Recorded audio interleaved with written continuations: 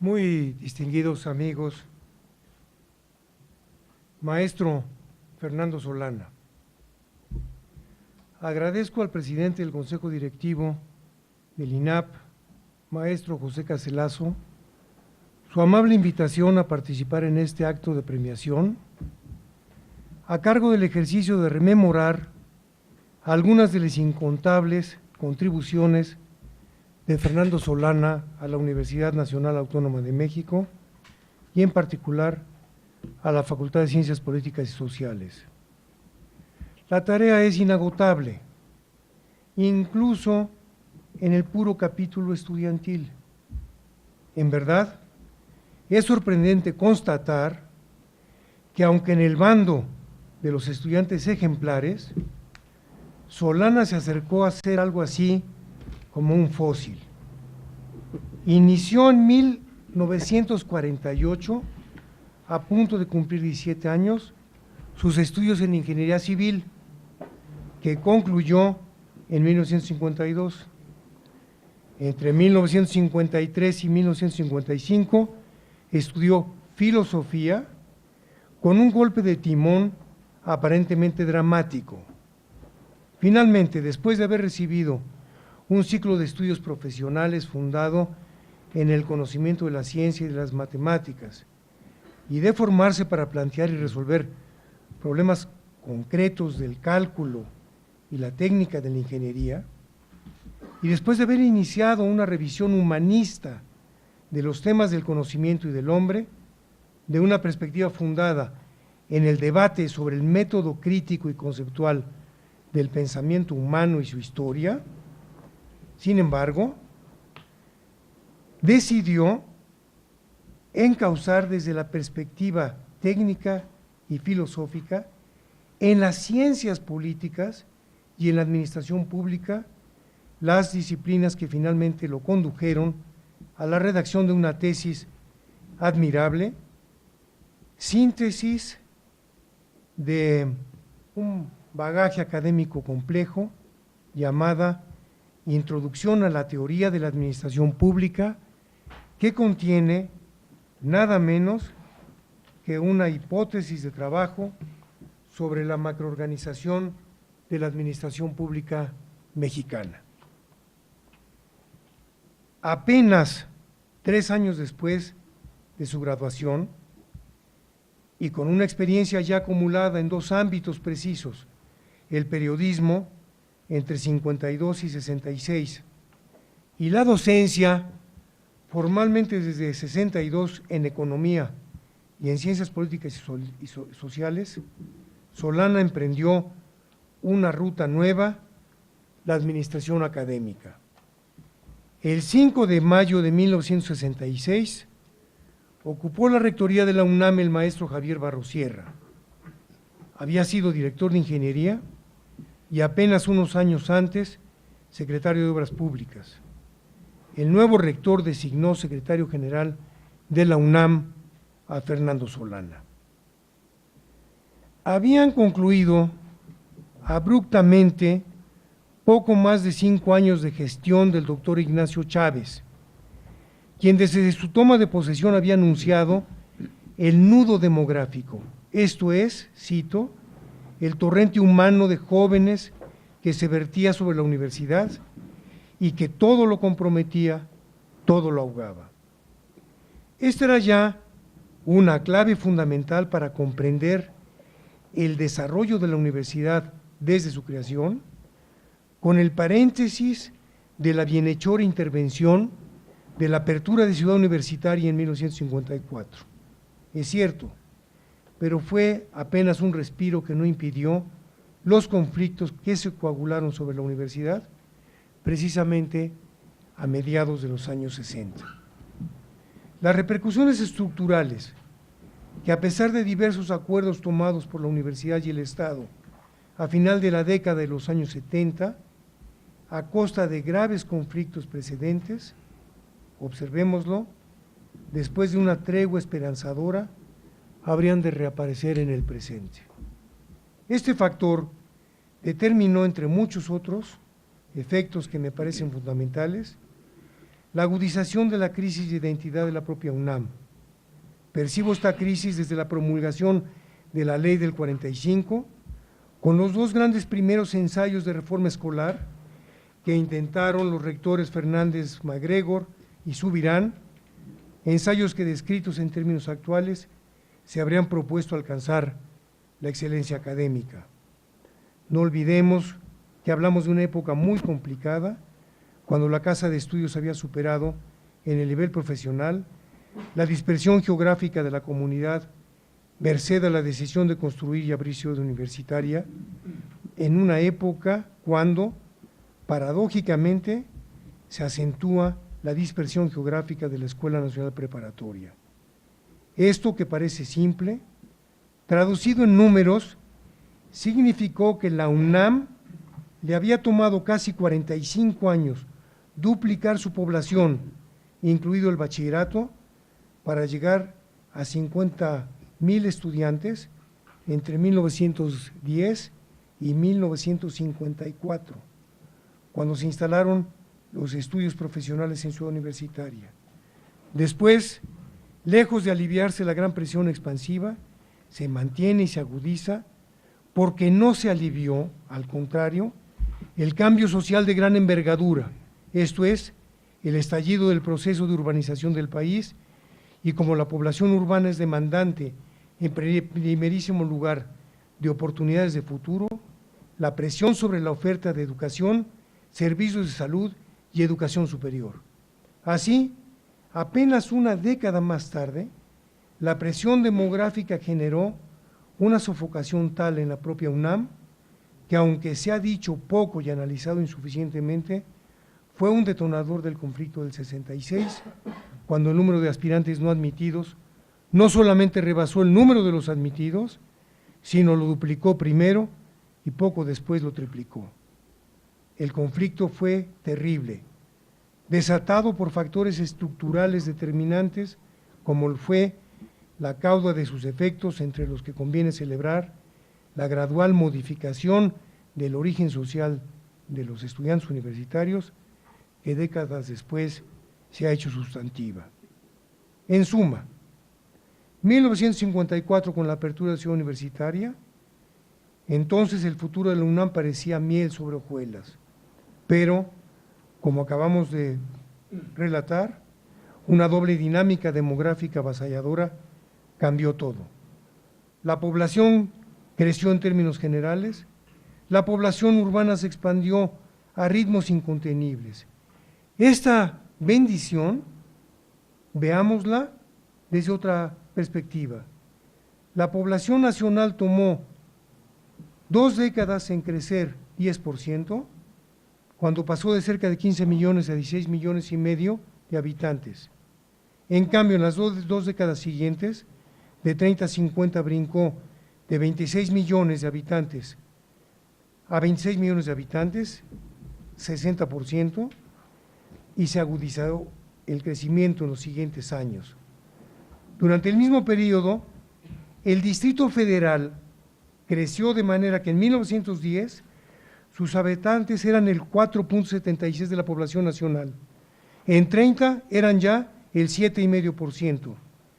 El 11% en 1940 y llegaron a ser hasta el 14% en 1960. Naturalmente, algo similar ocurrió en otras ciudades. El impulso educativo, la media de escolaridad y la población creció entonces aceleradamente a lo largo de los años. Aunque los datos son fragmentarios, recordemos que eran 690,000 los alumnos inscritos en primaria en 1910, 1,300,000 en 30, 3 millones en 50, 5,342,000 ya en 1960. En la actualidad el sistema educativo rebasa los 30 millones. Claro, la UNAM enfrentaba contradicciones estructurales y rencillas innecesarias, pero fue en 66 cuando, enfrentada y agredida precisamente por agentes de un gobierno que la mantenía empobrecida, se produjo el cambio de rector. La nueva rectoría se encontró con una coyuntura dificilísima. Sin mayores reparos, debía enfrentar una doble tarea: restablecer la normalidad y superar un conflicto en el que, para colmo, habían intervenido junto con los grupos estudiantiles la colección de personajes vinculados a la política nacional ya referidos, que habían agredido al Consejo Universitario y al rector. Por si fuera poco, enfrente no había un cielo despejado. La política financiera del Estado en particular, y en consecuencia la política educativa, habían quedado subordinadas al llamado desarrollo estabilizador, es decir, al acelerado trabajo de ahorro, escatimando los recursos a la línea social, que privilegiaba en cambio la estabilidad, el desarrollo protegido por encima del sistema educativo, en particular la educación superior. Ya para entonces, digámoslo, la universidad se había convertido imperceptiblemente en una universidad de masas. Esta cuestión parece hoy muy sencilla, en esa coyuntura no lo fue. La masificación de la universidad se expresó en procesos conflictivos de carácter cultural, gremial, político y económico. Después de todo, el desafío era ampliar masivamente la oferta de un servicio crecientemente demandado, es decir, desencadenar un proceso de expansión con repercusiones estructurales tremendas en el ámbito laboral, infraestructural, docente, comunicacional y desde luego de socialización académica. Esto es, un proceso de ajuste en los cuatro costados de la vida universitaria. Fue desde 62, por ejemplo, cuando ya estaban claramente planteadas las primeras reivindicaciones para obtener el reconocimiento gremial de un sindicato de trabajadores de una universidad masiva. Este nodo de contradicciones conformó precisamente la tarea que enfrentaría la nueva rectoría para la normalización de la UNAM. Entre las más apremiantes actividades que debían atenderse, destacaba precisamente la adecuación institucional y reglamentaria a la masificación, la construcción de acuerdos con las fuerzas y grupos enfrentados para restablecer un clima de concordia y de trabajo académico y, en fin, la prevención de un conflicto idéntico a riesgo de que pudiera de otra manera convertirse en recurrente. La casa se puso a atender de inmediato la tarea. Es impresionante la intensa actividad reglamentaria que asumió la UNAM desde el propio 66. El 30 de noviembre, el Consejo Universitario aprobó un nuevo Reglamento General de Exámenes. El signo de nuevos tiempos estaba ya perfilado. También se examinó la forma de evaluación del proceso de enseñanza-aprendizaje y no solamente del rendimiento del estudiante. La UNAM también procuró la transformación para convertirse en una situación académica de altísimo nivel que prestaba un servicio educativo con clarísimas modalidades ya de apertura y libertad. Progresivamente fueron examinados diversos cuerpos normativos como el Reglamento de Incorporación y Revalidación de Estudios, el Estatuto del Personal Docente, el Reglamento General de Pagos, el Reglamento General de Estudios Superiores y de una manera muy señalada, en diciembre del 67, el Reglamento General de Estudios Técnicos y Profesionales. Este cuerpo normativo, que en novedad del tiempo debo saltarme, fue ciertamente decisivo. El instrumento debía convertirse en estrategias normativas suficientes para definir los temas del aprendizaje, los objetivos correspondientes, también de enseñanza, respectivos, y las líneas de acción de cada caso. Sobresale que el reglamento propusiera, noten ustedes el tono del mandato, propusiera a estudiantes y enseñantes, cito, una sugestión sobre el número de horas que conviene dedicar a cada parte del curso, los métodos de enseñanza, la bibliografía mínima y la forma de medir el aprovechamiento del alumno. Fueron objeto de reforma igualmente el Reglamento General de Exámenes, que incluyó entre los objetivos de la evaluación la tarea de establecer elementos para evaluar la eficiencia del proceso, permitir al alumno apreciar el grado de capacitación alcanzada, en fin, establecer las garantías al estudiante en términos de calendarios, periodos, tiempos y lugares del examen. Francamente, este enfoque tenía muy pocos precedentes. Entonces sobrevino el 68. Este acontecimiento que nos dice Solana en otro libro, La Evocación, divide a México en un antes y un después. De hecho, fueron diversas y numerosas las iniciativas de análisis, reflexión y propuesta que este acontecimiento suscitó en el ánimo del maestro, incluyendo, aparte de su libro, múltiples contribuciones. Allí está grabada, sin duda, la página más honda y de mayor potencia de enseñanza del mandato de Barrosierra, la enseñanza de la libertad, la enseñanza de la dignidad. Es claro, la febril actividad reestructuradora y reglamentaria que hemos descrito tuvo un paréntesis hasta su reanudación en febrero de 1970 con el Reglamento General de Inscripciones, que define el concurso de selección y organiza el pase reglamentado, como también el reglamento de los centros de extensión universitaria, que constituyó una iniciativa indispensable. Yo veo esto transparente por sus funciones, sus destrezas y su propia profesión.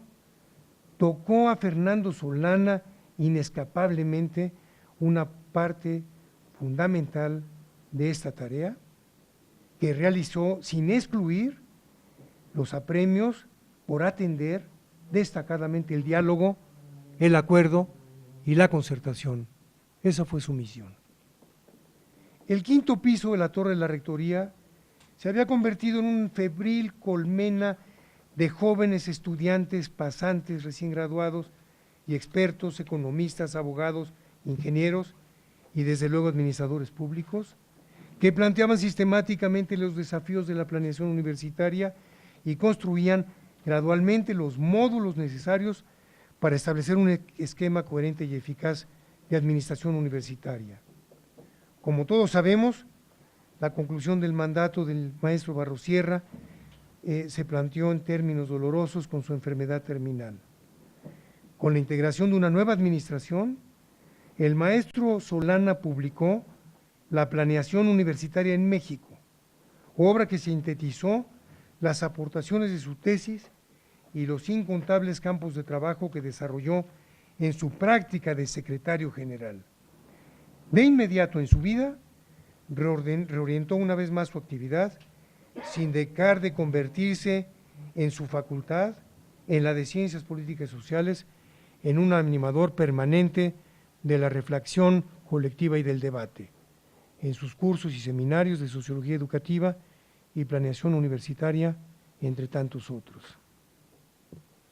Amigos presentes, si Pascal tiene razón al proponer el concepto de apuesta como la adhesión ética individual, fundamental, que esclarece de un cabo al otro el sentido de una vida, si admitimos que Sartre tiene razón al pensar que hay un proyecto existencial que da sentido y coherencia a la existencia de una persona, entonces podremos proponer que la convicción en el valor del conocimiento, la confianza en la pertinencia y la utilidad del rigor metódico y técnico, en fin, la ordenación de la práctica para encauzar la acción al alcance de los objetivos propuestos, sobre todo si se trata de la generalización del conocimiento, la realización de los potenciales sociales y la convivencia productiva, en fin, si todo esto es así,